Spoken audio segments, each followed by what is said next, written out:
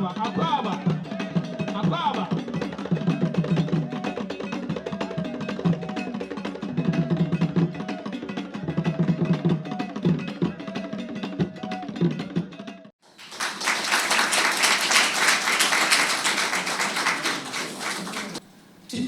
be involved, to participate in the building of the Africa that we want. Your children, who for over 400 years have wanted to come home, plus others who left Africa in search of greener pastures, but once they got there realized that the grass wasn't as green after all. So they too want to come home. But we want you to know that we face a lot of challenges where we live. We want to come home. But the challenges of coming home are enormous. There are many, but none that we cannot overcome if we work together. We sit and we watch Chinese prisoners being dumped into Africa, and in no time they're millionaires. There's something wrong with that picture. We sit and we watch foreigners from China, from Europe, from everywhere, driving the African development agenda. That is wrong. But the reason that they're getting away with it is because we are missing in action. And as African diaspora, we understand that. But many of us have tried to come home. We have faced so many hardships, so many roadblocks.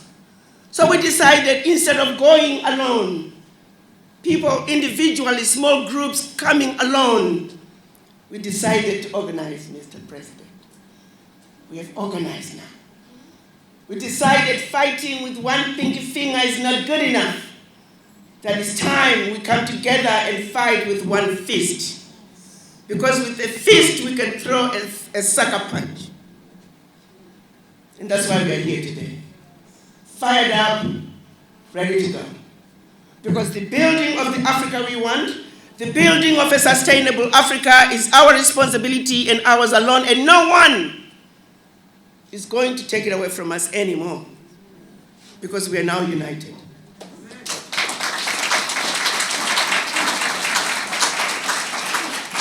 We have taken a page out of the Chinese diaspora, a page out of the Indian diaspora, a page out of the Irish, the Jewish diaspora. They came together and they said, we ask not what our country has done for us, but what we have done for our country. Mr. Chairman, I want you to know that your children in the diaspora, we too have come together to say we ask not what Africa has done for us, but what we can do for our Africa.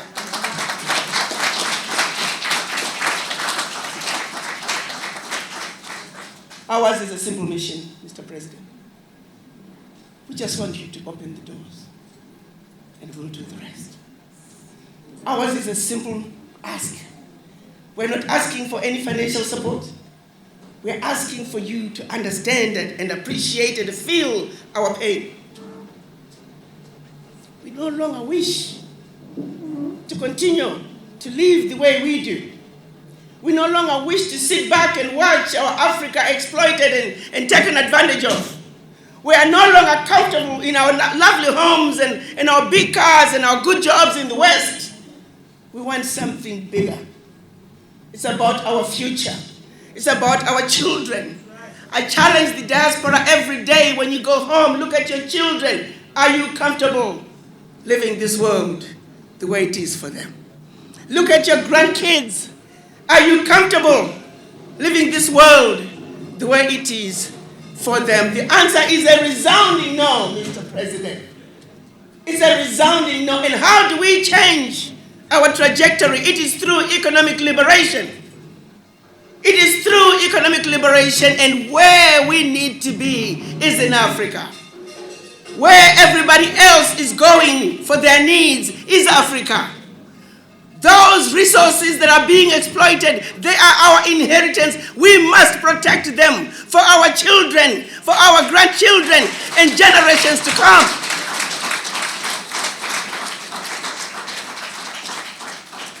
So as we come to you, Mr. Chairman, we want you to know mentally, physically, we are ready. And I know, I have no doubt in my mind, working with your ministry, your department, your chamber, the sky is the limit.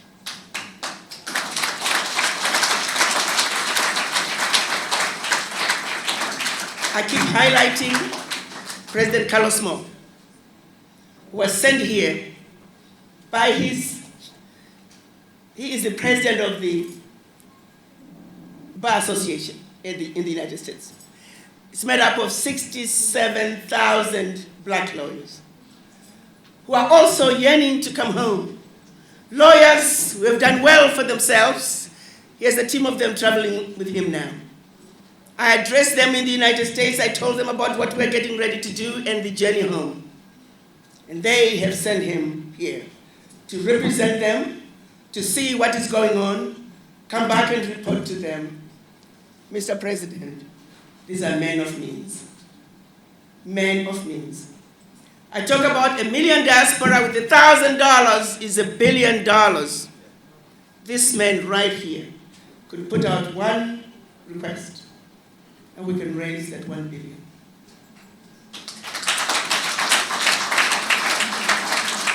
And that's just one man.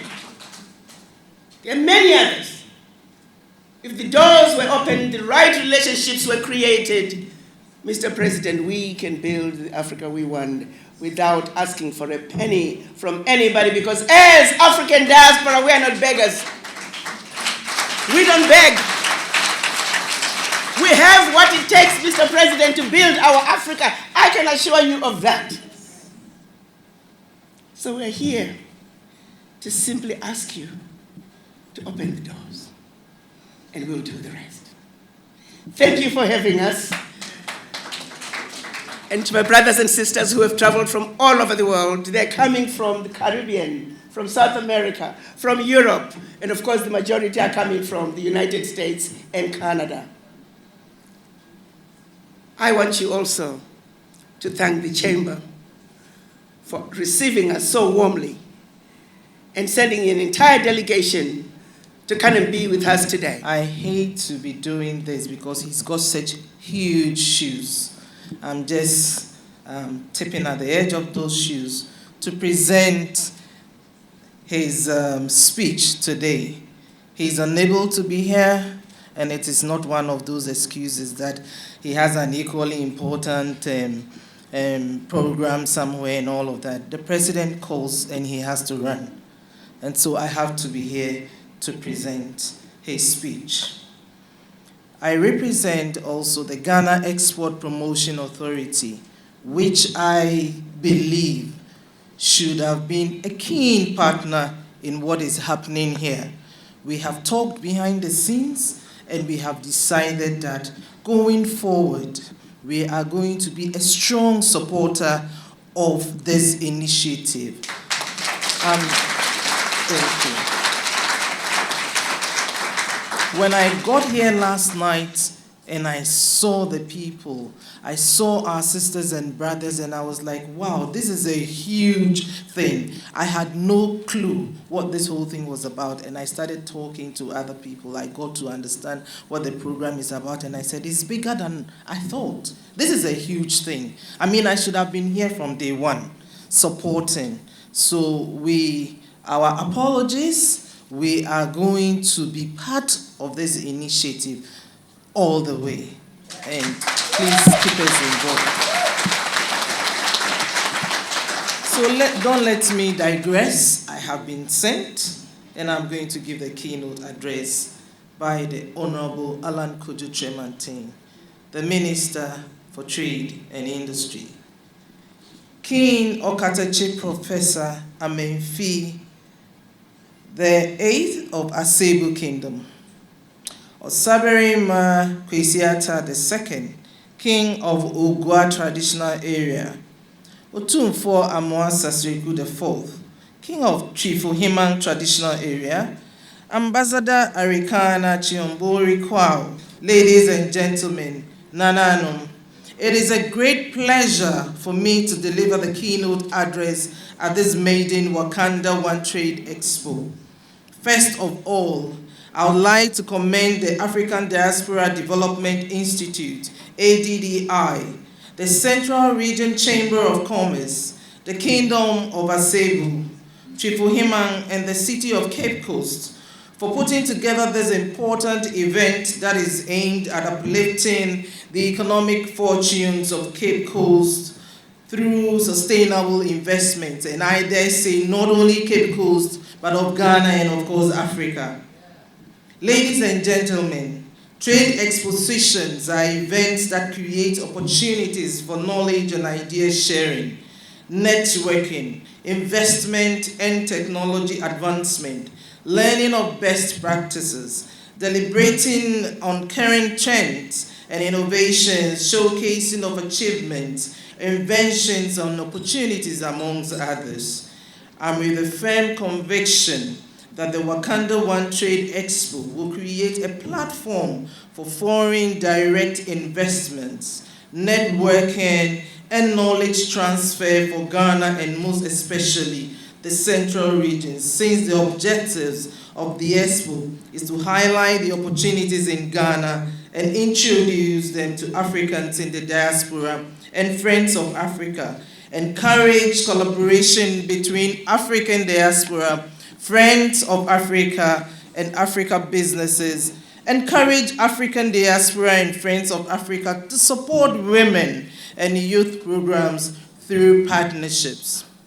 This event is taking place at a time that the COVID-19 pandemic is ravaging the world economy, but despite these unpredictable and uncertain times, our global African family continues to express their desire to come home to Africa and to Ghana to invest, to augment government efforts at eradicating poverty through wealth creation.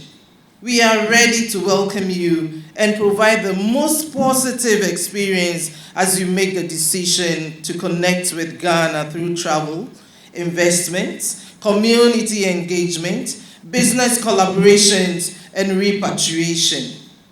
Distinguished guests, ladies and gentlemen, the President of the Republic of Ghana, His Excellency Nana Addo Dankwa Akufo-Addo, declared the year 2019 as the year of return, which is an initiative intended to encourage Africans in the diaspora to come to Africa to settle and invest in the continent.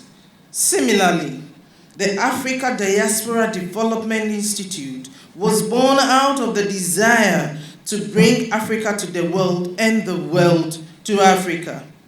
The aim of the Institute is to become the bridge that connects Africa and Africans in the diaspora to find information about Africa and to navigate the seemingly difficult terrain in order to facilitate investment and exchanges in Africa, which resonates perfectly well with His Excellency, the President's vision of the year of return.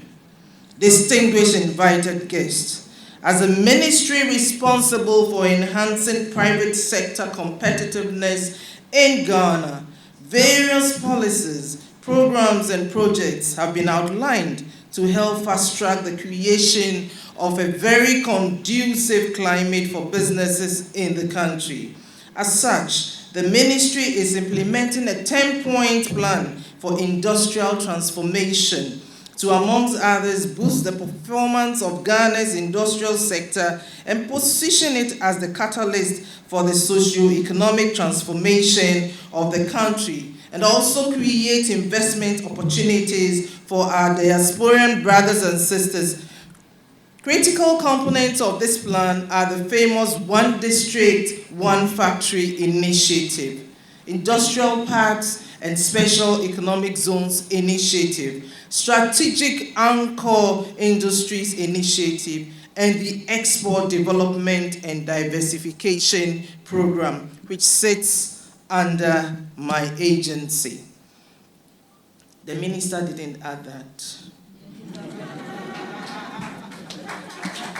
Also, The ministry is implementing the Business Regulatory Reform Strategy, which is an initiative based on international standards of good regulatory practice adopted by policymakers around the world to ensure that the laws and administrative rules that businesses are required to comply with are based on sound economic principles which enable them to compete and function effectively as engines of economic growth.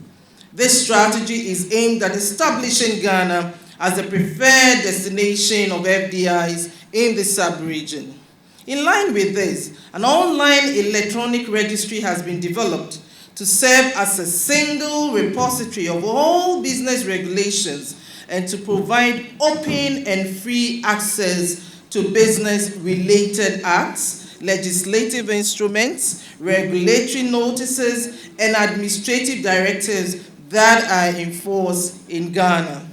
As of December 2020, a total of 148 business-related acts and statutes, 101 legislative instruments, 26 general business laws, and about 100 bylaws have been analyzed, indexed, and uploaded onto the e-registry. All the acts and regulations on the e-registry have been categorized by sector and subject areas. Our diasporan brothers and sisters could visit bcp.gov.gh to access the catalog of all these business-related instruments for their investment decision making. Nananum, distinguished invited guests, it is a truism that without supply of capital, investments cannot occur. Without robust impact-driven propositions and organizations, capital will not cross the threshold or remain in the field. And without people and structures that facilitate the supply and demand mix, many impact investments simply will not happen. So the government has recognized that public funding alone will not be sufficient to meet the financing gap. Private sector participation has therefore been identified as one of the available options for addressing this financing gap and improving the quality of infrastructure services. Furthermore, Ghana is currently faced with the task of optimizing its debt stock and reforming its debt management. Hence, there is limited fiscal space to provide public sector financing for infrastructure projects. To meet the growing need of infrastructure investments, the role of private sector financing for infrastructure development therefore becomes very, very critical. Ladies and gentlemen, Africa, and for that matter, Ghana, is the future, and building it will be a collaborative effort between continental Africans and historical diaspora. Together, we can shape the future and revitalize our continent into the greatness it is destined for. Through establishing business opportunities, celebrating culture, learning our history and heritage, providing innovations and giving back to our local community, we will rise and change the narrative of Africa. Thank you for your attention.